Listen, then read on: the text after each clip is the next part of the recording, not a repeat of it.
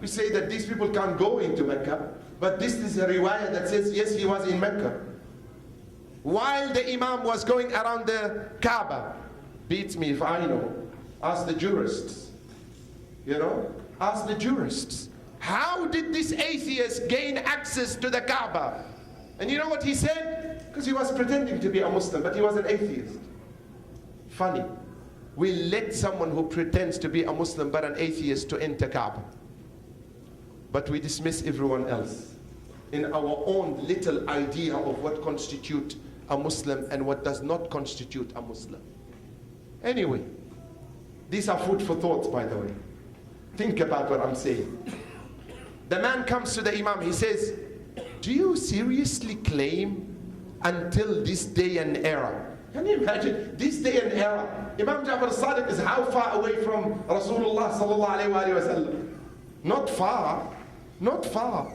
Almost 80 years after the Prophet sallallahu alayhi wa sallam. 83, 85 years after the Prophet sallallahu alayhi wa sallam.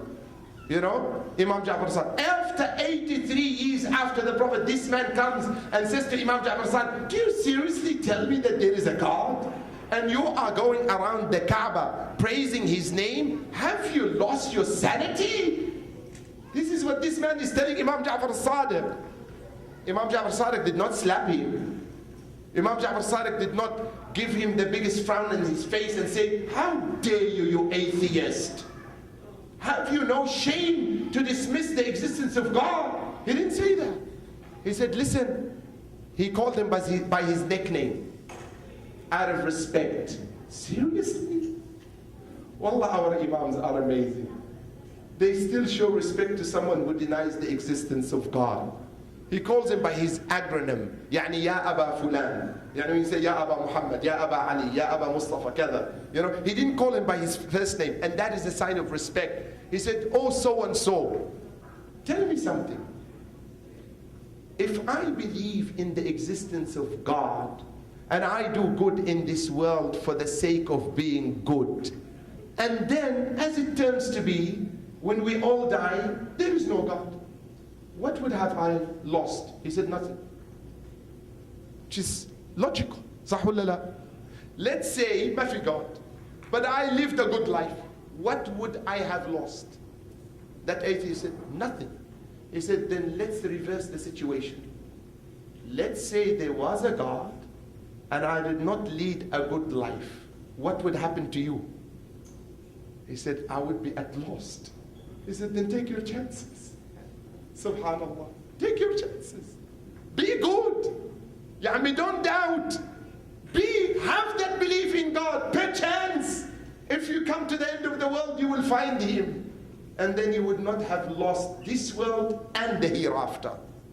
Logical, simple, natural, heart-reaching response from an imam to someone who's denying the very existence of God. Why?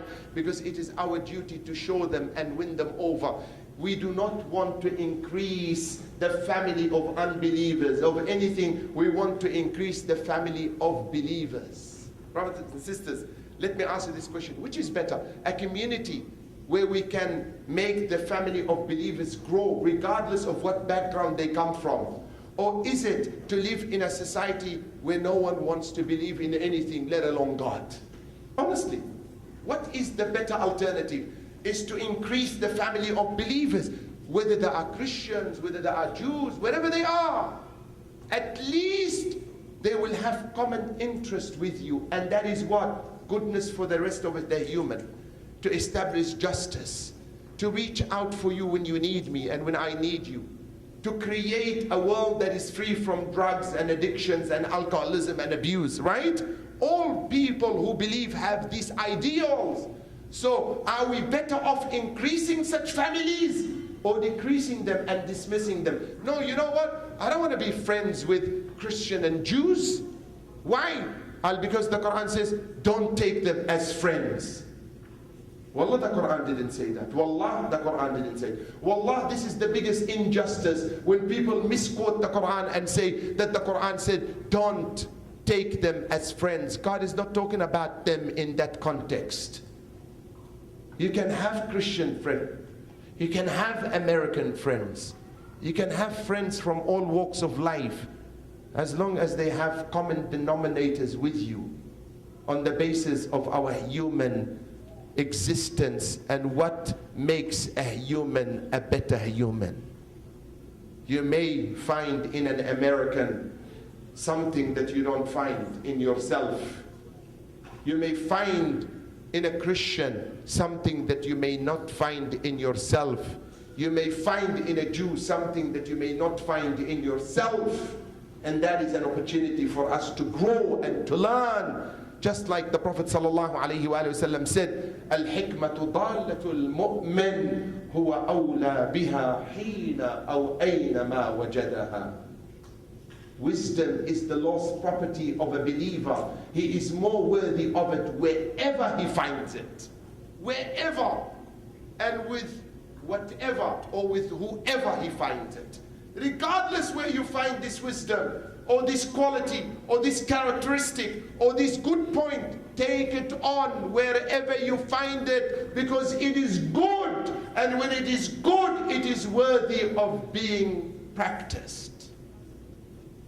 Be good in all aspects of your life. Then let us turn our attention to another verse in the Quran and I will conclude. Haj Kamal, I have an hour or 45 minutes? 1 hour speech and then Q&A? So let's do 45 minutes and we'll have a Q&A. Okay, all right, inshallah. Then I'll take 2 or 3 minutes of your time. يا أيها الذين آمنوا كتب عليكم الصيام كما كتب على الذين من قبلكم. O you who believe, fasting has been prescribed to you as it has been prescribed to those before you. Why? The answer comes in this verse. Wallah. يا أيها الذين آمنوا كتب عليكم الصيام. Fasting has been prescribed to you كما كتب على الذين من قبلكم, as it has been prescribed to those before you. Now we need the answer. لعلكم تجوعون. No. لعلكم تعطشون. لا. لعلكم تهتدون. Allahu Akbar. Fasting has been prescribed to you as it has been prescribed to those before you, so that you may لعلكم تتقون, so that you may gain consciousness. لعلكم تتقون, so that you may be righteous, so that you may be God conscious, يعني so that you may be good humans. Subhanallah. What is the relationship between fasting and taqwa? What is the relationship between fasting and being righteous? The relationship is simple, brothers and sisters. There is no fasting without righteousness, and there is no righteousness without fasting. Subhanallah. Why? Because fasting comes to assume a period of time in which you enter into a school of change. When you enter that school or training school of change in order to probe into your own existence as a human being and explore or extrapolate your potentials that God has put inside you to become a better human being, that school remains with you as a reminder for the rest of the year, so that when next Ramadan comes, you sit with yourself and you say, how much have I improved? لَعَلَّكُمْ تَتَّقُونَ. You begin the process of calculating yourself, or bringing yourself to account. Wow, subhanallah. You know, last year I had a very bad habit of smoking shisha from 12:05 until 4:15 in the morning. You know, this year I cut it down from 12:05 to 12:20. That's an achievement. Wallah, that's an achievement. You know, when I broke my fast, I only broke my fast on dates and water. Last year, ما خليت صحن كبة يكتب علي. That's an achievement. Wallah. You know, that's a big achievement. You know, last year I would sit in a session after the iftar has finished, and I am on boiling point, waiting for myself to break the iftar. اللهم لك صمت وعلى رزقك أفطرت والآن حان وقت الغيبة والنميمة. Ya Allah. Yes. You know? Yes. That's the time. Because I can't do it when I'm fasting. My fast will go out. What makes you think that you can do it after you break your fast? You think once you broke your fast, khalas, your siyam has been secured in a in a box, in a jewelry box. It can't come out and be rejected again if you start the concept or the methodology or the training of ghiba and namima, gossip and whatever.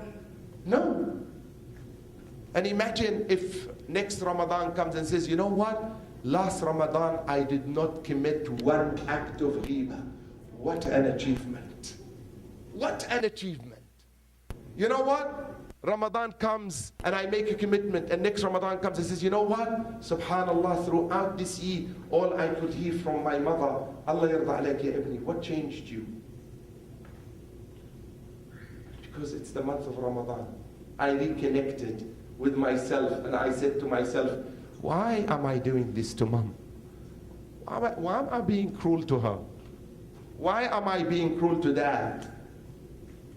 And ask those who have lost a mom or a dad, especially in the month of Ramadan, and they will tell you, if only they were around. And I'll show you what I will do to them and how I will honor them. Guys, if you have a mom and a dad, go sit in their laps. At 40, I'm 40 years old. You want me to go and sit in mom's lap? Yes, if she doesn't have knee problems, go and sit in her lap. And say, Mom, you know what? I've really misbehaved. Please forgive me. If you don't want to sit in her lap, it's okay. Grab a chair, sit next to her. But I'm just trying to add a bit of glare and flair to it. Go to your dad, sit with him, offer him a nice, not a cigarette, for God's sake, but a nice cup of coffee, or a nice cup of Tim Horton, or a nice cup, I'm craving Tim Horton, or a nice orange juice, and say, Dad, I want to be a good son. How do I relate to you as a father, and how do I relate to you as a son? These are opportunities. That is what the month of Ramadan is all about. Even if the attempt fails the first time, the second time, the third time, don't give up. Don't give up. Keep going at it, and put two things against yourself when the month of Ramadan comes, and I will conclude. Every human being and every Muslim, when the month of Ramadan comes, must assume two characteristics. One is called muraqabah and one is called musharata. What is muraqabah and what is musharata? Muraqabah is to be your own judge against your own self when you do something wrong. So monitor yourself, basically. Keep monitoring yourself. Don't wait for anyone. You don't need anyone to come and point your mishaps to you or your shortcomings.